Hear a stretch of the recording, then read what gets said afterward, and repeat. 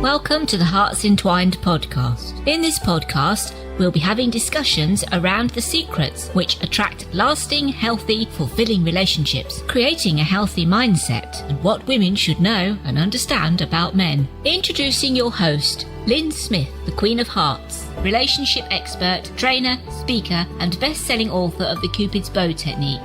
Lyn's mission is to have a positive impact in reducing divorce, domestic violence, and suicide. Welcome to the Hearts Entwined podcast.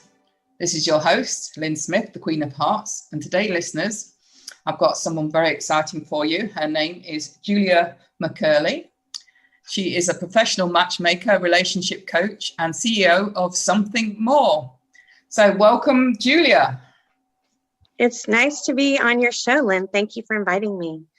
You're very welcome. And in today's podcast episode, we're going to be talking about how to date your mate. This is something that's very, very strong in regards Julia's area of expertise. So take it away, Julia. How do you date your mate?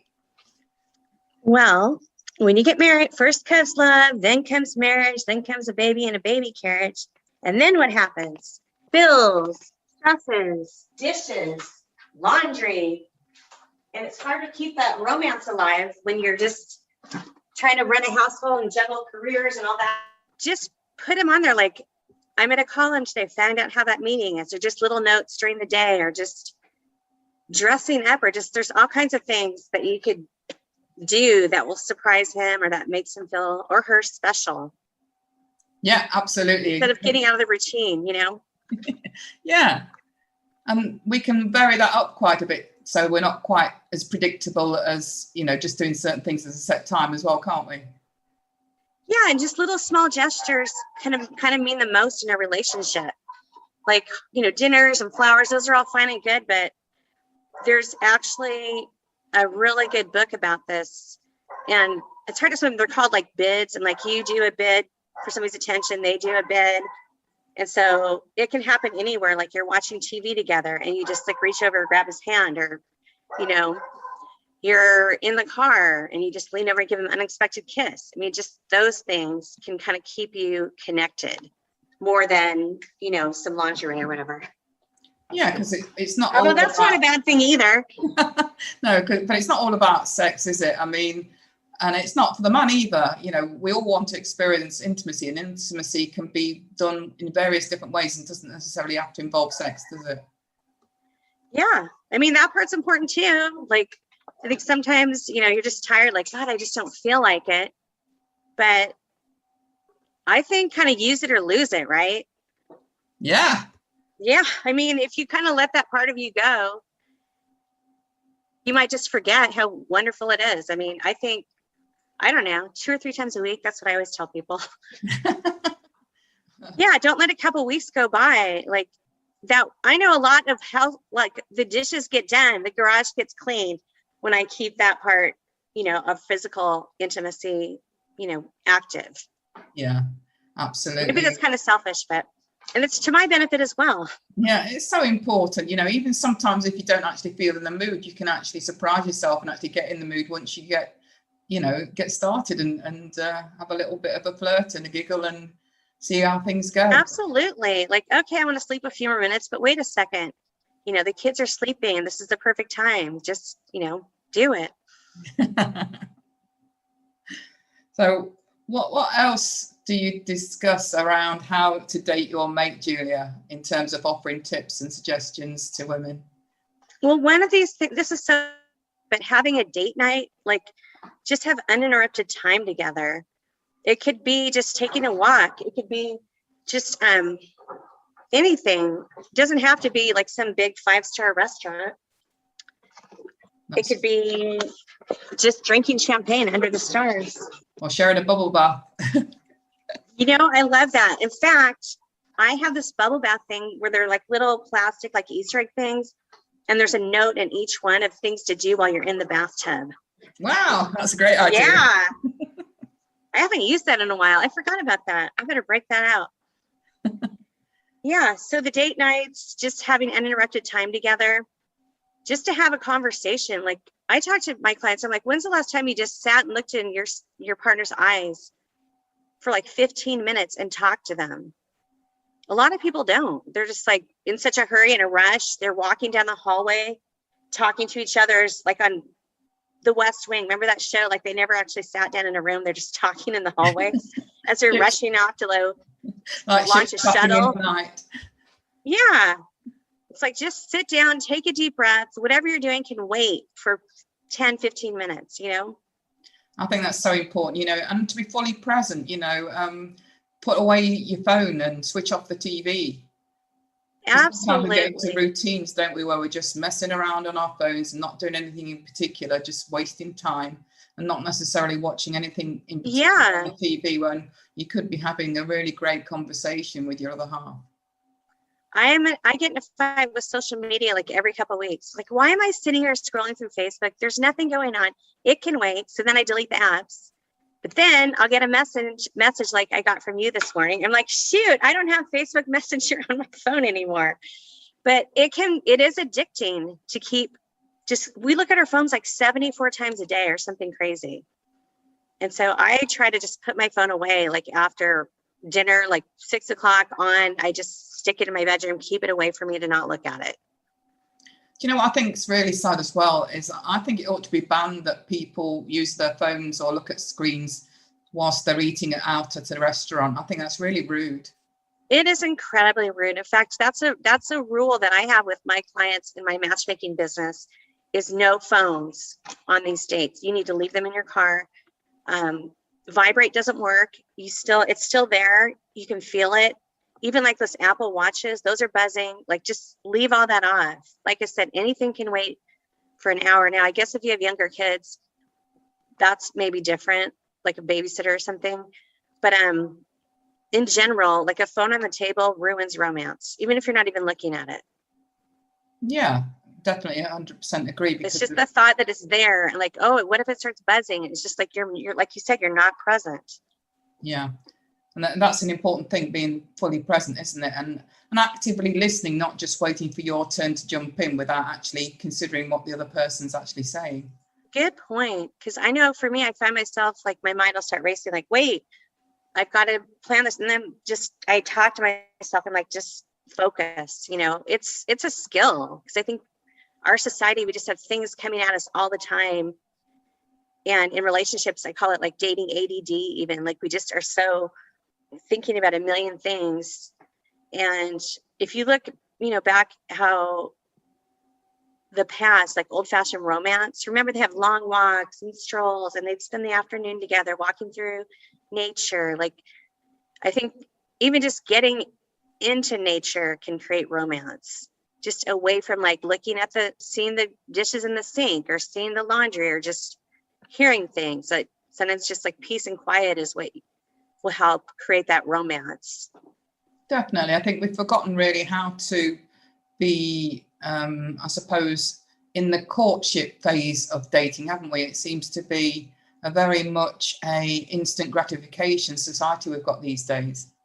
I wrote a blog about that, Lynn, called How Amazon Prime is Ruining Dating, because we do want instant. And it used to be love takes time.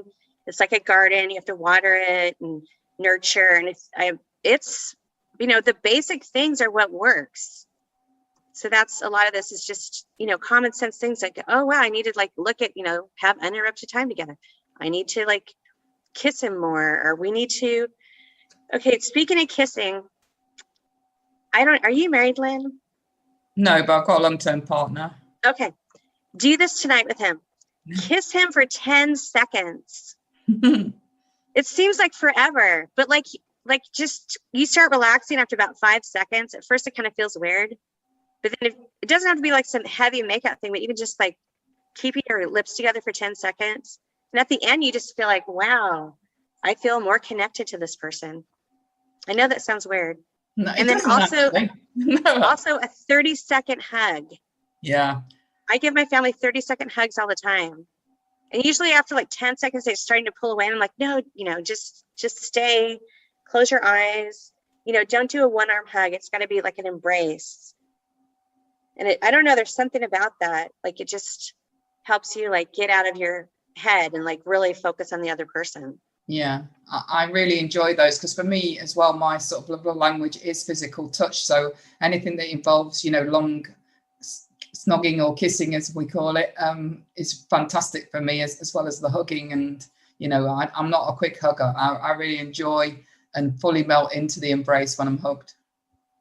Yeah, and I'm glad you brought up love languages because I'm a big believer in those.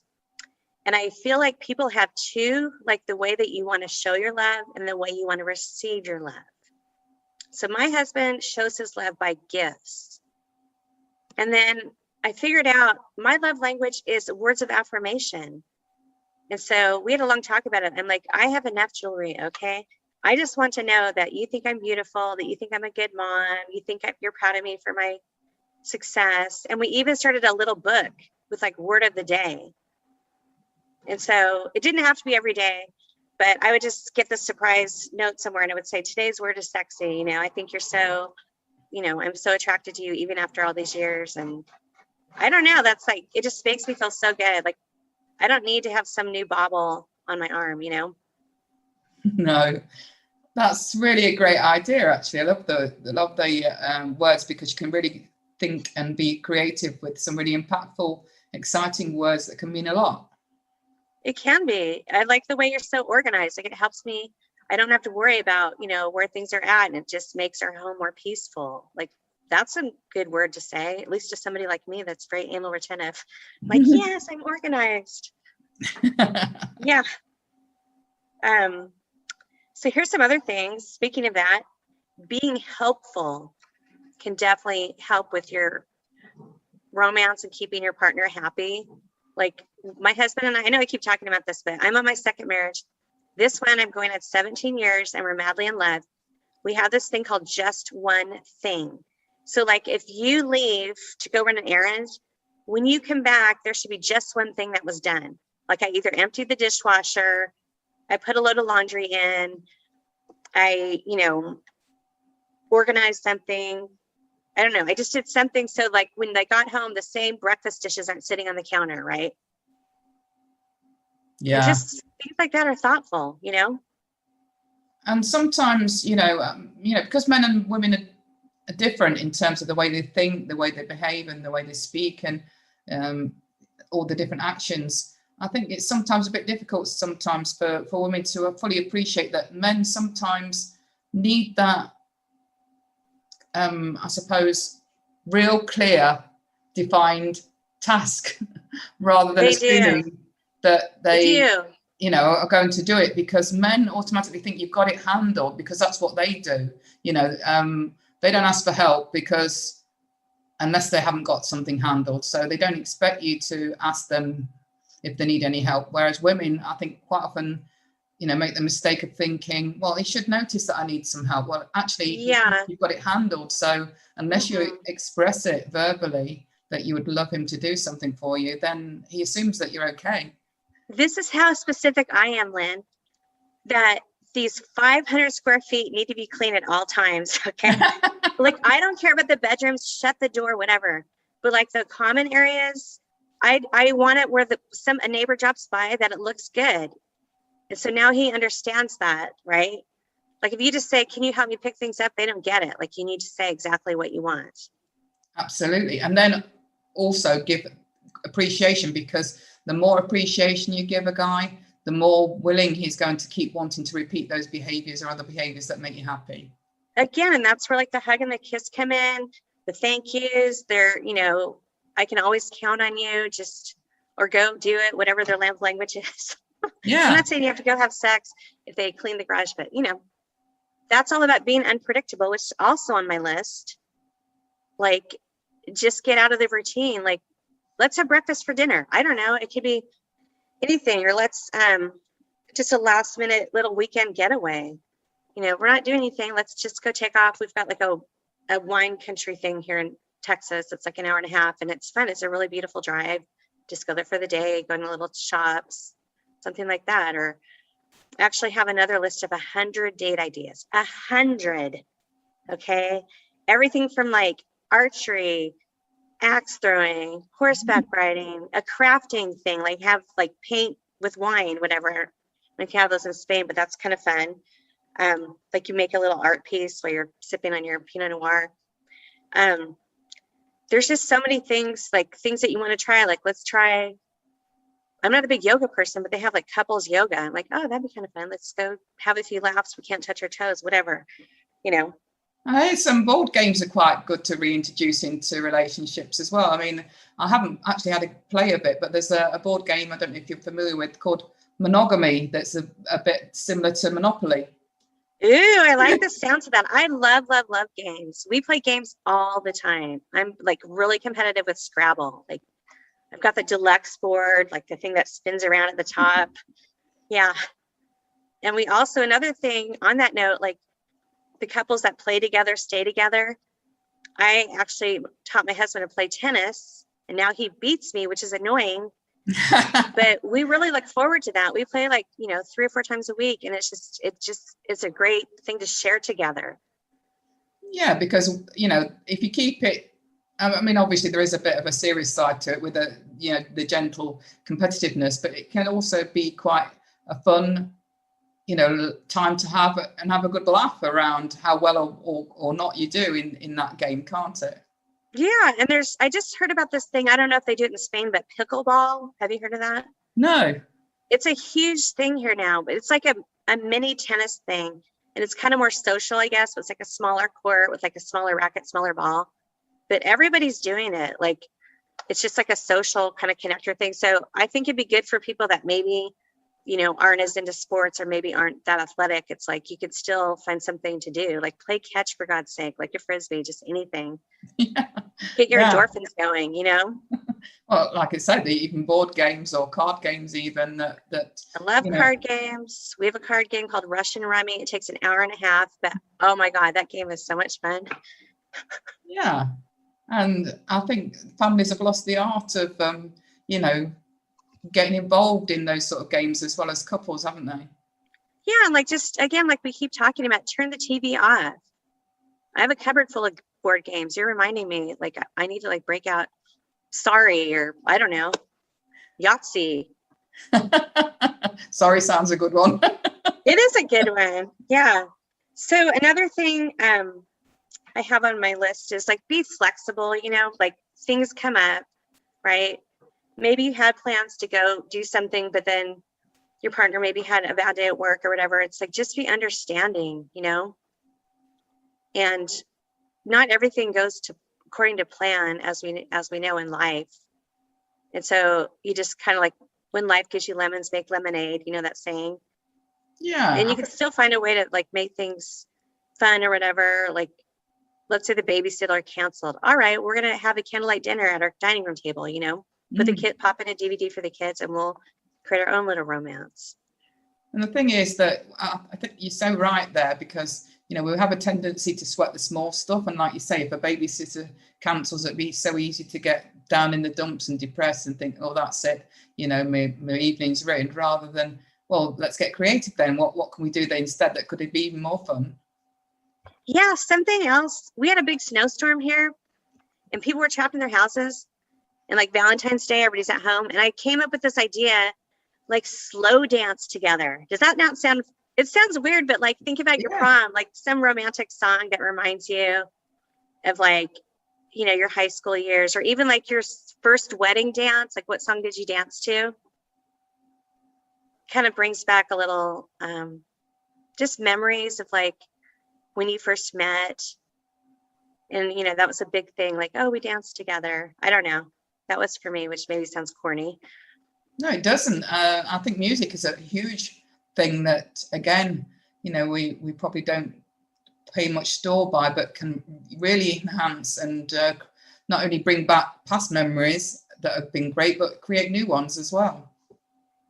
Yeah, like we have our favorite song is called "The Best Is Yet to Come" by Frank Sinatra. And that's kind of like our song. And so we'll play that, every so often, and just kind of smile and hold hands and just laugh and think about that time we were in Chicago. And I guess I'm talking about the past, but, there's new music that we like too. Like, I'm a huge Maroon 5 fan, and my husband is now, he has to be, we've seen him like 6 times, But then I had to go see Charlie Daniels at the rodeo because he loves country music. But that stuff's kind of fun, like just support each other's tastes as well.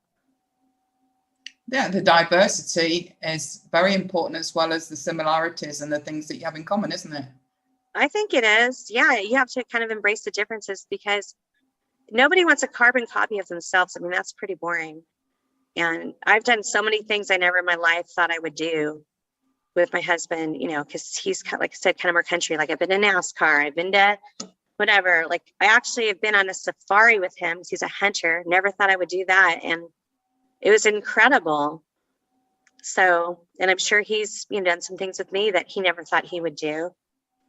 I'm still trying to get him to get a pedicure though, Lyn. He will not. And I'm like, but honey, it would feel so good. Like, it doesn't have to be like you get your toes all done up. But so anyway, his heels, like I bought, like I've taken like a nail file and kind of tried to like soften them up a bit. I put cream on them. Like in the middle of the night, I'll feel this jab. I'm like, oh my, like it's just dry heels. So that's like a running joke between us. And that's something too that's so important is humor and having your inside jokes and just having, you know, things that maybe nobody else gets, but you two, you know what it means to you guys. Definitely. Even pet names is nice, isn't it? It's another form of intimacy. Yeah, pet names is good. Yeah. What's your pet name? Does your partner call you something? Yeah, just babe normally. Yeah, I get called darling, honey all the time. But he's from the South and I wasn't used to that. I'm like, why is this guy calling me darling all the time? But that's just the way they talk. Oh, love. You're right, love. Things like that. Yeah. So what else do I have on here? Oh, a time and a place. So let's say you have something urgent you want to talk about. It's not a good time, right, to bring this up right when the person walks through the front door. Like you need to give them a few minutes to decompress, or maybe, you know, just pick a time when they're more relaxed, depending on the topic. So sometimes like you can't always, it's not good to just like burst out exactly what you're thinking at that moment, because you're not going to get, it's not going to be productive. Does that make sense? Yeah, especially with guys, because they do need, you know, especially if they've just done a full day at work, about 30 minutes to unwind. You know, it's their man time. They need to actually have that time to themselves to, you know, pick up the paper or watch some sports just to de-stress from the day's productivity. I'm the same. Like, I want to go home, I want to go home, put on my lounging clothes, maybe have a glass of wine. I'll read some magazine, like just for 20 minutes, just to get my mind off of work. And the work thing too, like I know my husband, I have a tendency to talk about work too much just because I get really involved with my clients. And I remember one time he goes, can we please stop talking about Richard? And I was just like, but wait, Richard almost died in a ski accident. And, you know, he's, you know, amazing. He's like, I know, but I'd rather, you know, discuss it another time. Like it's, you know, whatever, Wednesday night, we want to watch some show or something. Let's like get into like relaxation mode. And sometimes as well, you know, some things are more appropriate to talk about with girlfriends rather than your mate. True. And I think we do expect a lot out of our partner. They're supposed to be our therapist. They're supposed to be our personal trainer. They're supposed to be, you know, our confidant. They're supposed to be our shopping buddy. Like you can only expect so much from one person. I feel that, you know, certain subjects, you know, especially if it may be to do with, I don't know, especially things that women are very good at, and that is gossiping. Men aren't really interested in that. So if it's just sort of family or friendship type gossip, that probably then you should think about discussing it with a friend rather than him. Yeah. Yeah. There's some topics, like my husband loves to talk about politics. I literally hate talking about politics. So whenever my mother comes to visit, she gets her from the airport, or he picks her up from the airport, and I just let them talk. Usually like after dinner and stuff, they'll start getting into it again. So I'll just kind of wander off, like, you know, that's not something I'm interested in. I know I said earlier, like act interested, but, you know, I'm sure he doesn't want to hear about, you know, my trip to Sephora and how I couldn't find that one foundation or whatever, talking about makeup. Exactly. So Yeah. as well as sort of like you say, the time and the place is also, is it the appropriate, is he the appropriate person to be talking about whatever you want to talk about? Yes. And here's something really basic in terms of like things to talk about, not talk about, is just to ask yourself, is what I'm about to say going to be hurt or help my relationship? It's a good rule of thumb, don't you think? Yes. Yeah. Like, let's say he really annoyed you. Well, what's the point of telling him that? Like, that's how he is, right? And I'm speaking of like a pet peeve, I guess. And people can go, well, you always say that, you always do that, or I knew, like, that does not, that's contempt, that's criticism. Those are not good things to bring into a relationship. Absolutely not. And the thing is, if he has upset you, say, for example, you know, he was late coming home and he had promised to take you out for a meal and he hadn't really given you much notice. So, you know, it might be something that, you know, hurts your feelings. Sure. The good thing that, you know, you can, it's the way you approach the subject. So I heard a good phrase to use is, he'll probably be expecting that you're not going to be happy because he'll know, you know, if you're upset over, you know, what those sorts of types of things. So the good way to sort of present a calming front that's going to not cause any conflict is to say, this is no big deal, but would you give me a call next time? You know, that's a nice way to say it. Yeah.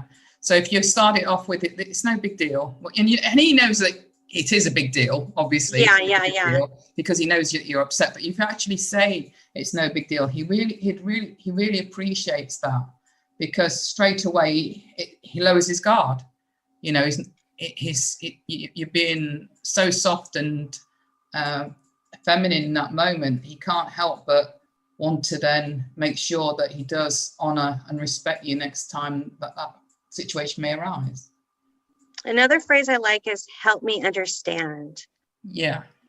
Like, honey, you're like always so thoughtful and considerate. And this was like really shocked me when you didn't let me know. You're like, can you help me understand what was going on? Like, did you get a last minute work call or whatever? Because this seems a little out of character. Instead of going, God dang it, I spent an hour and a half getting ready. I got my nails done. I did my hair. And then you just waltz in here like I'm supposed to forget about our plans. You know, that's not helpful. It's not. So it's all about pre-framing how you're going to speak to them, as well as you know, thinking to yourself beforehand, what do I want the end result to be? Do I want intimacy to still prevail, or do I want to potentially cause a conflict situation? And I'm sure 100% of us would want to preserve the intimacy. Remember when you said earlier about like maybe talk to a girlfriend? Yeah. I've done that before. Like when a situation comes up with my husband, I'll call my best friend and kind of get her input, because she can be more neutral and where I'm like kind of heated up. And so sometimes you need to like just diffuse it. Like don't even say it at the time it happened. That's like maybe say it the next day, you know? I love that. Yeah, I love that. Because he'll know as well. He'll probably be expecting you to be upset, you know, if he's done something such as, you know, come home late without letting you know. But if you can preempt it, like you say, by speaking to a girlfriend first and diffusing it that way, or just say, look, you know, it's no big deal, but, you know, it would be nice if you give me a call next time just to let me know you're in late. And my friend has even told me, like, you're being unreasonable, which I probably am sometimes, like, because we can, I think, be really demanding. And, like, we're all human and we can't, like, not everybody's going to be 100% all the time. And you can go through stages in a relationship where maybe one person is more giving than the other person. And I'm not saying you have to, like, quote unquote, like, put up with that forever, but maybe they do have some big project going on, or maybe they're tired, maybe they're depressed, who knows? You have to communicate and talk and figure out what's happening. Like, you have to keep an eye on your relationship. Like, there's kind of ebbs and flows of it. And I think sometimes we just like write things off, like, oh, he's just busy, whatever. Well, no, he's not just busy, he's having an affair. I mean, that's an extreme, but yeah. I mean, and again, it's knowing what's acceptable and what isn't acceptable, and having those boundaries to know that, you know, there are times when you don't need to sweat the small stuff.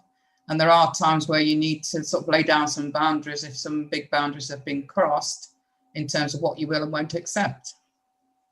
And I think it is kind of disappointing when you look back on like your romance and like everything that happened and how excited you were to see the person and just, you know, just that feeling, butterflies and all that. And I think you can still get that somehow, maybe not exactly the same, but you can still like be excited and look forward to, you know, having the date nights or having, you know, sex for whatever it is. Just somehow like forget about the, like, I think holding grudges, some people do that too in relationships, and that's not helpful. It's not. And it's not. And it's knowing, again, you know, is it something that's worth hanging on to?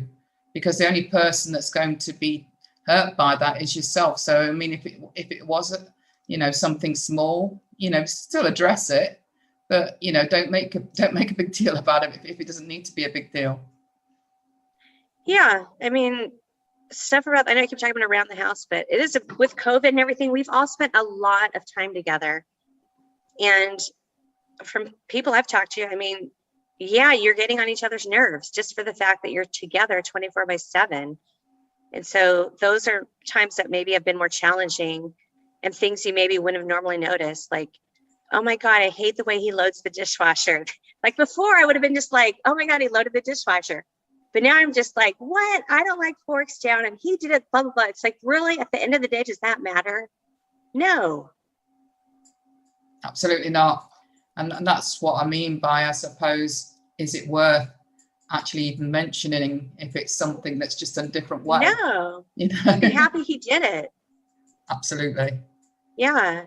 And I think telling people like what you need is so important, like we've been talking about, and also understanding why they do the things they do. Like in my own relationship, I know I keep talking about it, but I've done a lot of work because I've, you know, have been divorced and I don't want to go through that again.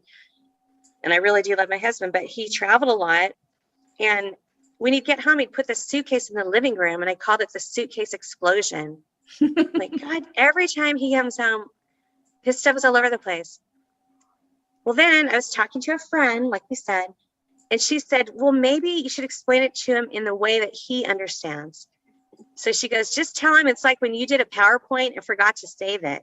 So that's why I tell him, like, I get the house all clean, you know, expectation for when you come home, and then it's all ruined in like 5 minutes with the suitcase. And so the way I said it was like, honey, you know how when you're like, you forgot to save like a presentation and then you have to do the whole thing all over again? That's how I feel when you leave your suitcase in the living room. And then he explained, but I put that in there because I didn't want to wake you up by dragging the suitcase across the floor and because you'd get home like usually after I got to bed. So then I'm like, oh, I get it.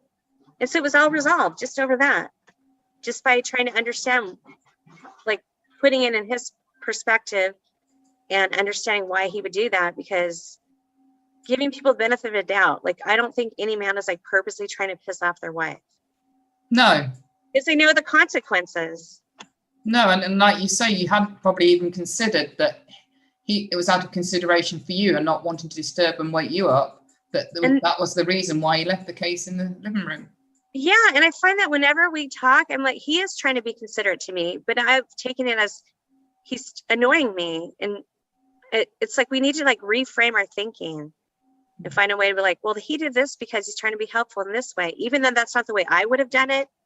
You know, we both, it's like celebrate the differences. We both think differently. We solve problems differently. And even like personality tests, you know, the Myers-Briggs one.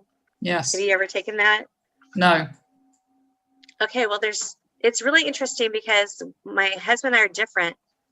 And the best example I can give you is of projects. Like if you told me, go put away this box of Christmas decorations, I would just go stick it in the garage on the shelf.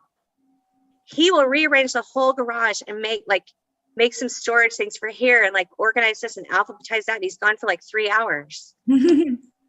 And so that's like the Myers-Briggs things. Like I always tell myself that, like, look, we just think differently. And, you know, cohabitating with somebody, it's hard for years and years. And so you have to find a way to like, just get past like the things that bug you and focus on the things that brought you together in the first place. Excellent. And on that note, Julia, if anybody was interested in reaching out and getting in touch with you, what is your best contact information? My website is trysomethingmore.com. And my email is julia@trysomethingmore. Excellent. And I named the company Something More. A lot of people are like, why is it called that? It's because I believe people deserve something more than just like swiping or hoping to run into somebody somewhere and, just being frustrated in their relationships. Through the coaching that we both do, I'm sure we've saved a lot of relationships and marriages maybe. Yes, absolutely. 100% know that to be true. Well, thank you very much, Julia. It's been a fascinating conversation and I've really enjoyed your insights and your wisdom. And I'm sure the audience are very grateful that you've been vulnerable enough and open enough to share some of your own personal experiences as examples. So thank you very much for that. Well, thank you for having me. And I really hope your listeners take some of this advice because it will change your life. I promise. I can vouch for that 100%. So listeners, it just leaves me to say, true love starts with opening our hearts. And until next time, goodbye for now. Thanks for listening to the Hearts Entwined podcast. You can follow Lyn via the Facebook group 2 Hearts Entwined, or search Lyn Smith, inspirational speaker at LinkedIn, or email lyn@hearts-entwined.com. That's LYN@hearts-entwined.com. Remember, true love starts with opening our hearts.